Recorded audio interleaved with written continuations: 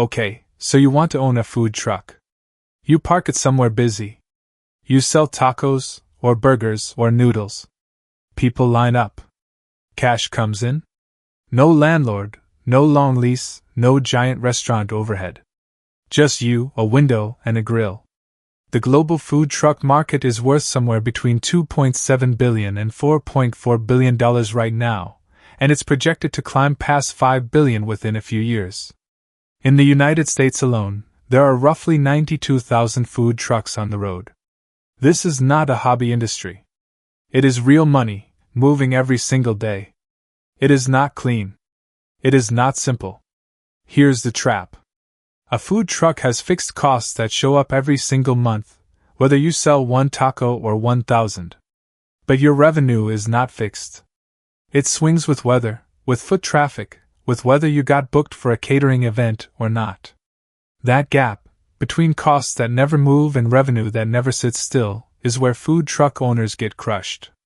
And this isn't just a small operator problem. Cruising Kitchens, one of the largest custom food truck builders in the country, filed for Chapter 11 bankruptcy on January 2, 2026. This was a company other operators depended on, not some guy who welded a truck together in his garage. A single food truck can swing from a $15,000 event day to a $500 Tuesday. Multiply that unpredictability across an entire company, and you start to understand how something this large can still collapse. So let's talk about what it actually costs to get in.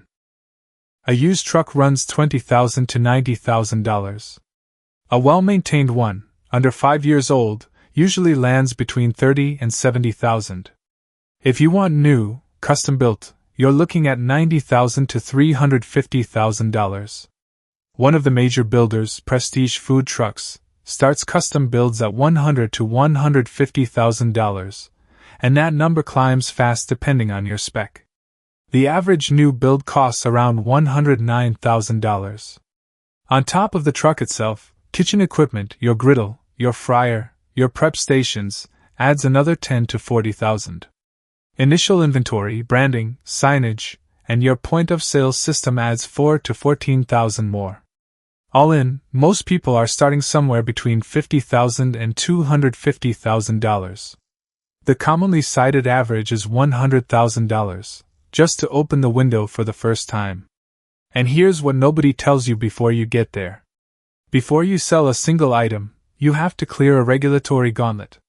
According to the U.S. Chamber of Commerce's Food Truck Index, the average operator spends $28,276 on permits, licensing, and legal compliance just to start and operate for 1 year.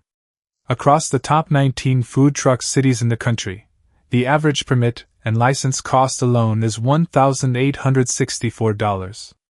In some major markets, first-year regulatory costs climb past $30,000. New York City caps the number of mobile food vendor permits citywide at roughly 3,100, meaning in some cities, you're not just paying for permission, you're fighting for a limited slot. None of these permits move a single taco. They are pure overhead, and depending on your city, they can run you anywhere from $15,000 to $30,000 before you've made a dime. This is exactly why the used truck looks so tempting. It's cheaper. It's already built. It feels like the smart move. Here's the problem. A used truck comes with someone else's wear cycle already baked in.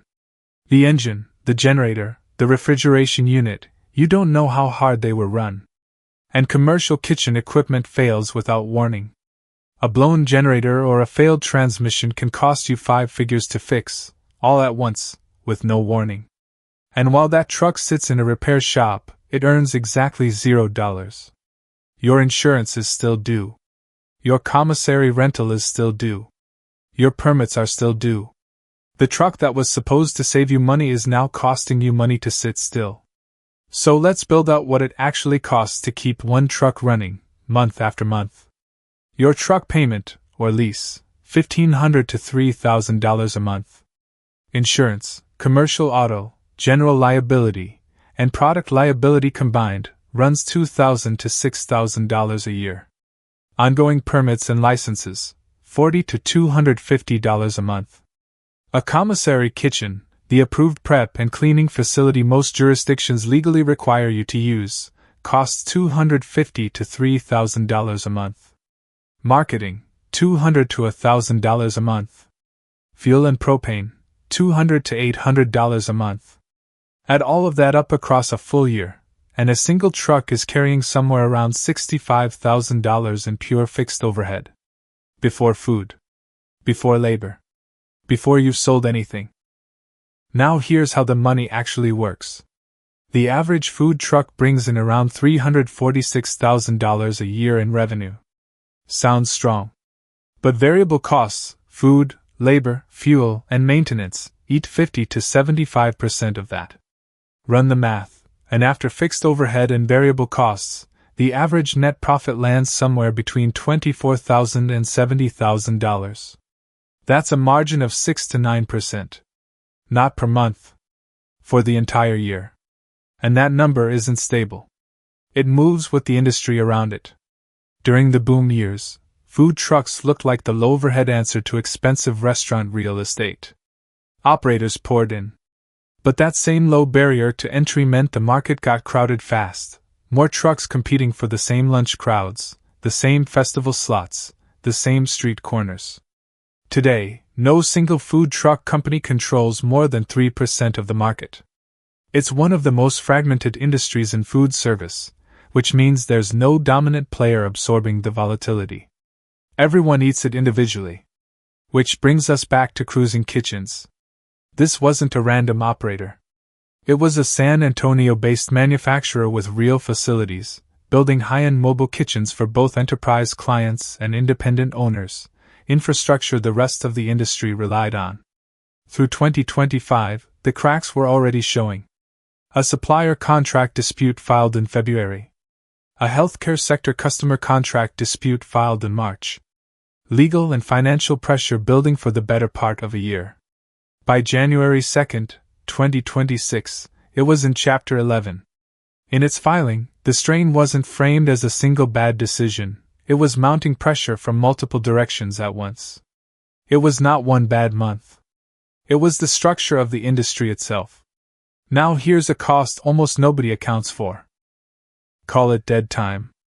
Every day, your truck spends hours driving to a location, parking, and setting up, hours where your staff is on the clock, your fuel is burning, and your revenue is exactly zero. Take a 200-person catering event at $12 a head. That's $2,400 in a 2-hour window. Looks great on paper. But factor in 2 staff members paid for 3 hours of drive and setup time at $18 an hour. That's $108, plus fuel, plus prep time back at the commissary. Once you count the hours nobody sees, a job that looked like $2,400 in pure profit is actually a few $100s thinner than it appeared. These are estimated figures, but the pattern is real. The clock is running long before the window opens. And the risk keeps getting more expensive. Insurance premiums for food trucks have been climbing, and for good reason. Foodborne illness claims, vehicle accidents, and liability exposure are all real threats to a business that operates in public, every single day. For a large chain, one bad incident is a bad quarter. For a single truck operator, one bad incident, one lawsuit, one serious accident, can end the business completely, regardless of how well everything else was run. So does scale fix this? Partly. Multiple trucks mean buying power, better rates on food, better rates on insurance, access to corporate catering contracts a single truck could never land on its own. But scale also means you're no longer just running a truck.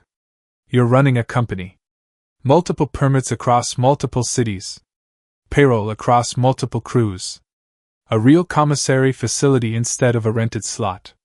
The shift from operator to executive is exactly where many owners fail, because the skills that make a great truck operator are not the same skills that make a great small business executive. Let's put real numbers on that. Picture a 3-truck operation.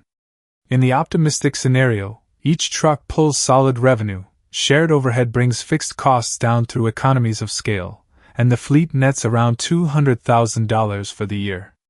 That's the fantasy. Now the realistic scenario. A corporate catering contract gets renegotiated down 15%, costing $40,000.